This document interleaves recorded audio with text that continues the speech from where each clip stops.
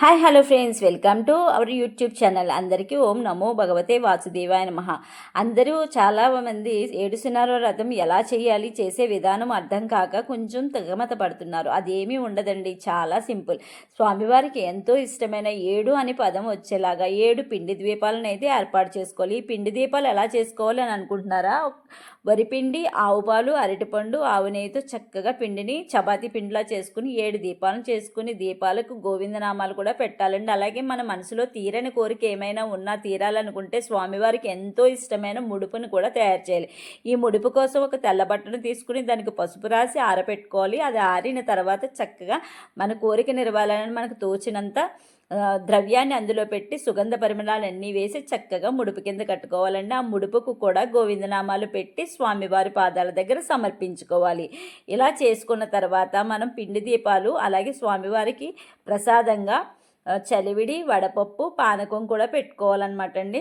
మీ వీలుని బట్టి మీరు ప్రసాదాలు ఏవైనా పెట్టుకోవచ్చు. ఒకవేళ అది కుదరని వేళ మీకు దగ్గరగా ఉన్న ఏ ఫ్రూట్స్ అయితే అవైలబుల్గా ఉంటావో అవన్నీ కూడా చక్కగా పెట్టేసుకోవచ్చు అనమాట. ఈశాన్య భాగంన స్వామివారిని పీఠం ఏర్పాటు చేసి స్వామివారిని అలంకరించుకోవాలండి. ఇలాగా ఏ పూజకైనా వినాయకుడి పూజ ముఖ్యం కాబట్టి అలాగే వినాయకుడిని కూడా పక్కనే పెట్టేసుకున్నాము.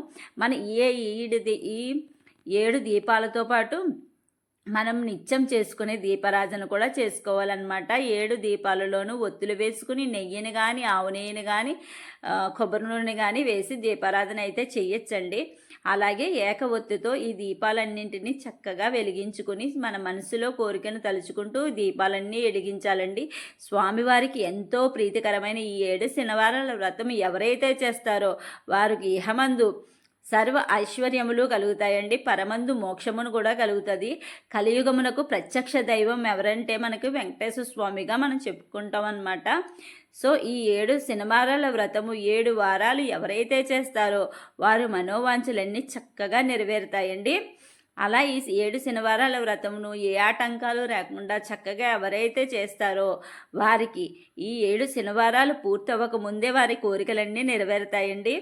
అది మేము ఎంతగానో నమ్మే 7 శనివారాల వ్రతం మీ అందరితో షేర్ చేసుకోవాలని వీడియో అయితే చేయడం జరుగుతుందండి. దీనికి ఇంకేం ఉండదండి. ఇలా చేసుకోవడానికి మనకు కొంచెం టైం పట్టినా మనసు ఉంటే ప్రతిదీ సాధ్యమే అనమాట. స్వామివారి అనుగ్రహం ఉంటే మనం ప్రతిదీ చేయగలమండి. అలాగే ఈ గోవిందనామాలకి ప్రత్యేకమైన బుక్ ఏముండదండి. మన దగ్గర ఉన్న పుస్తకాల్లో గోవిందనామాలు ఏవైతే ఉంటాయో అవన్నీ చదువుకొని చక్కగా స్వామివారిని మనస్ఫూర్తిగా తలుచుకుని పూజనైతే సంపూర్ణం చేసుకోవచ్చు అనమాట అండి. చూసారు కదండి వీడియో. అలాగే పిండి దీపాల వీడియో కూడా మీకు ఒకసారి పోస్ట్ చేశానండి, మన ఛానల్లో ఉంటుంది. పిండి దీపాలు ఏ విధంగా క్వాంటిటీలు కలుపుకోవాలనేది కూడా మీకు చేశాను అనమాట. అది కూడా చూసుకుని ఒకసారి మీరు చేసుకోండి. ఆ స్వామివారి అనుగ్రహం మీరు కూడా పొందాలని మనస్ఫూర్తిగా కోరుకుంటున్నానండి.